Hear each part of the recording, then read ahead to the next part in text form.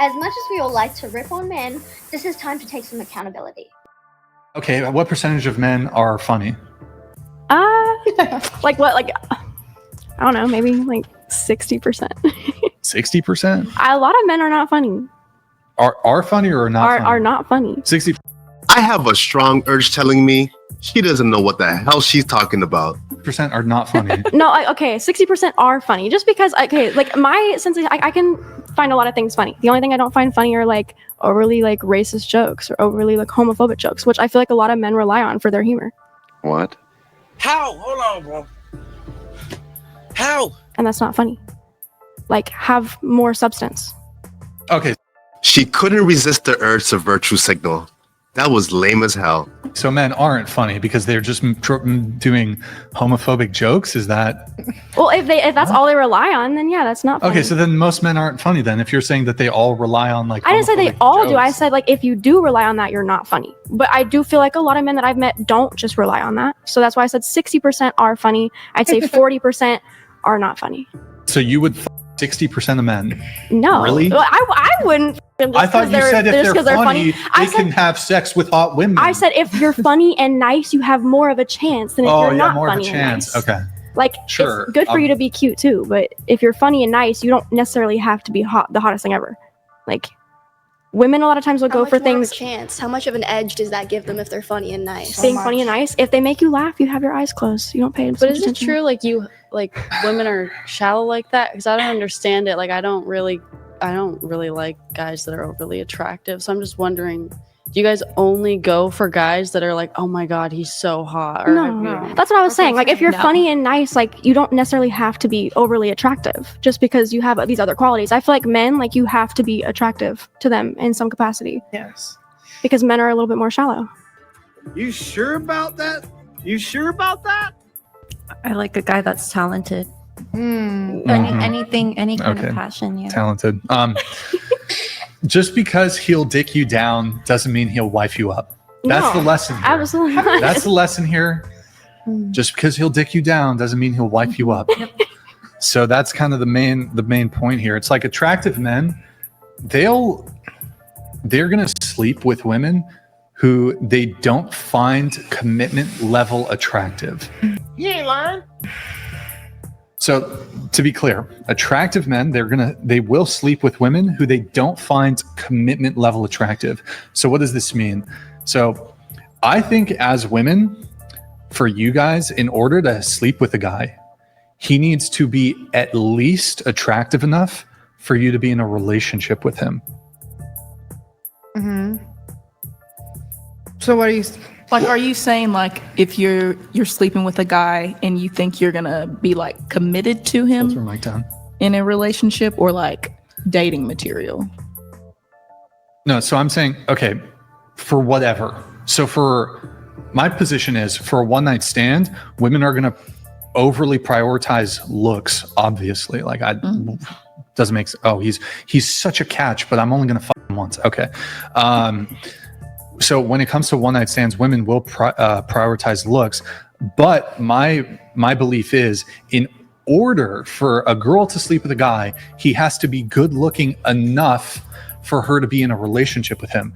But men will sleep with women that they aren't attracted enough to be in a relationship with. Does that make sense? Yeah, but what's your point? You serious? Like this well, my point. The point is, don't get bamboozled. Just because a man wants to have sex with you doesn't mean he wants commitment from you. Know the difference. Would be it ties into the looks rating thing, because men are prepared to give you some limited access to them, typically in the form of like short-term casual sexual encounters, but they will never give you commitment just on the sole basis of how you look. They'll be like, I'll have sex with her, but she's not good looking enough to be in a relationship with. Whereas for women, it's the reverse.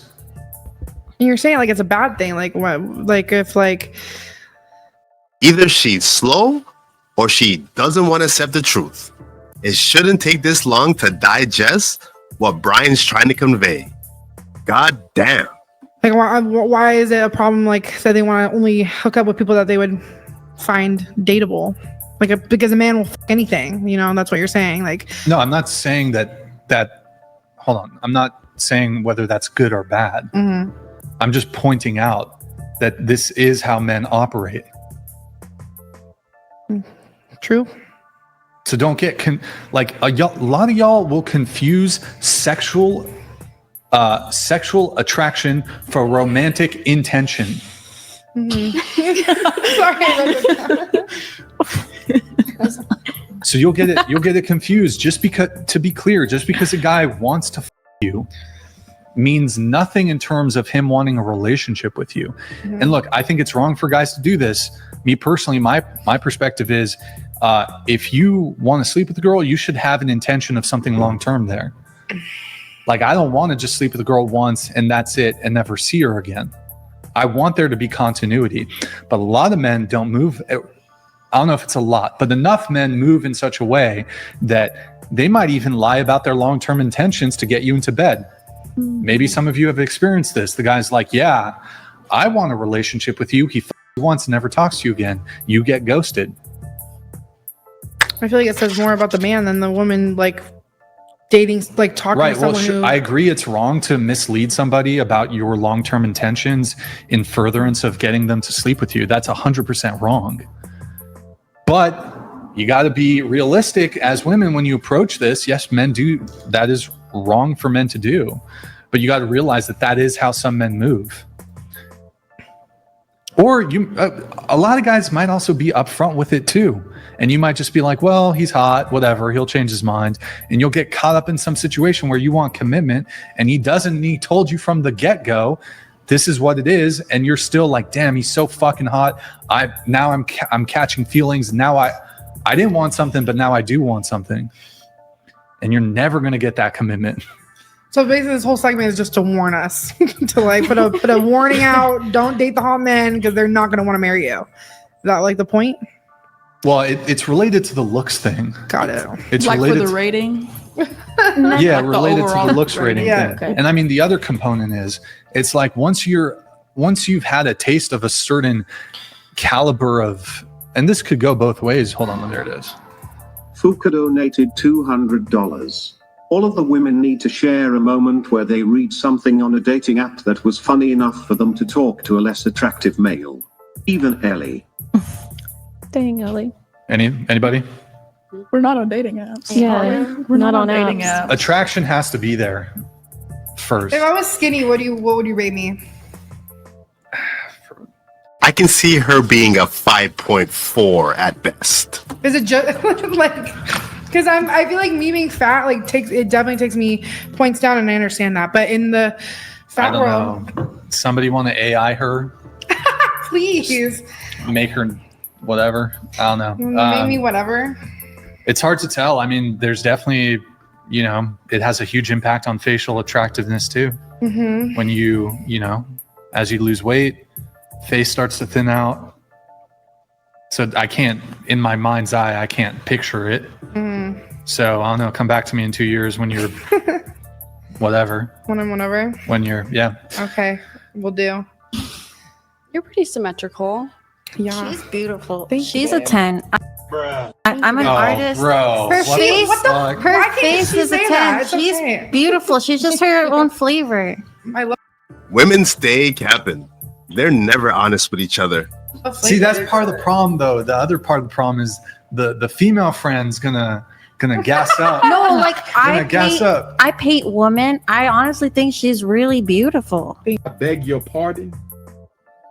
I beg your pardon. Thank you. Yeah, I'm not ugly. Like, just because I'm fat doesn't mean I'm ugly. And you can think I'm ugly. That's fine. That's your opinion. But No one said you're ugly. Just because we don't think your face is a 10 doesn't mean you're ugly. Why is that so hard to understand? It's either 10 or bust. I'm just saying, like, so there's facial attractiveness, but then I think body is incorporated into somebody's looks and appearance. But typically, I think when we say ugly, we are referring more so to facial attractiveness.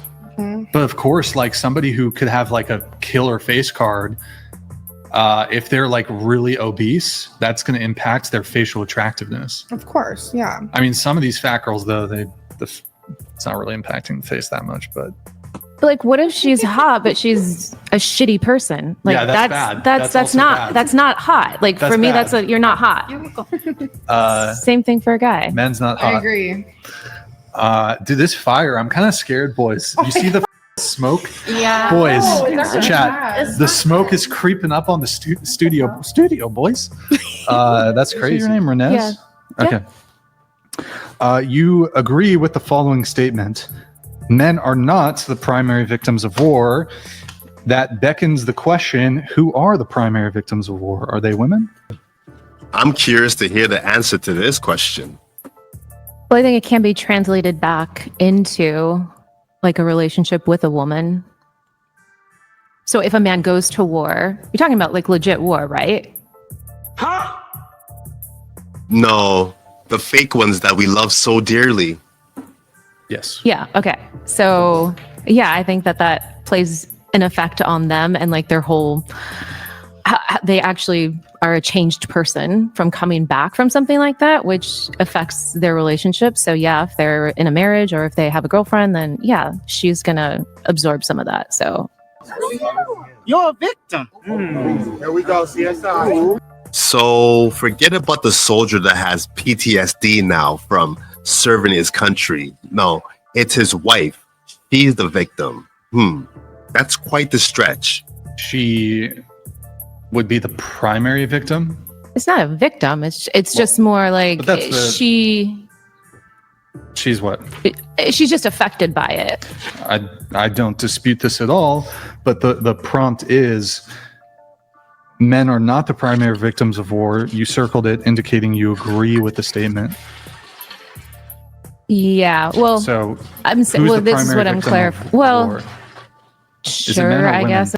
Or maybe you can just say you're wrong and move on from here. You don't have to die on this hill. It would be the person serving. And is that so men or? Well, I think it does it say, yeah, it says it references a man first. Stop it. Get some help. Right? So I don't disagree with you that like a guy who saw horrific things at war could come back and could be suffering from like PTSD, or how that could have an impact on his girlfriend. That's not in dispute. The question is though, who's the primary victim of war? Is it men or is it women?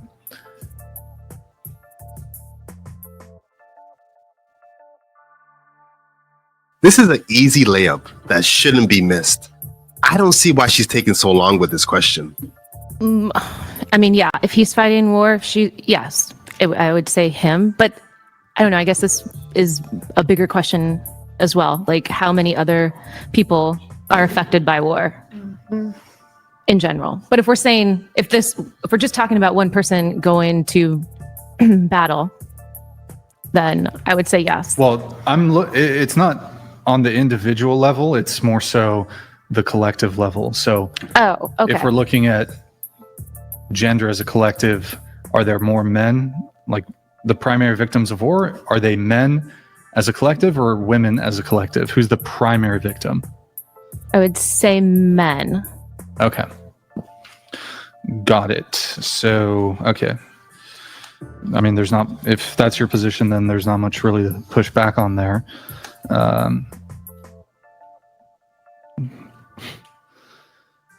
Although, how about let's bring it to the individualistic level. So the man went to war, maybe he got an injury or he has PTSD, and that has a really negative impact on his relationship with his girlfriend or wife. Who is the primary, I guess I'll still frame it from primary victim of war. In that circumstance, is it the wife or is it still the man on the individual level? I would say both. Okay. So then using your logic, then, could you say that when a woman goes through pregnancy, the woman, obviously, that can come with certain side effects. The actual pregnancy itself, giving birth, can be quite painful. And the husband's there in the waiting room with her, and she grabs his hand and squeezes it really tightly. And it's hard for him to see her giving birth. Like that's stressful. Who would you say they're both equally? I'm not going to use the term victim here, but I'm going to use the term suffering. Are both the men and the woman suffering equally? No.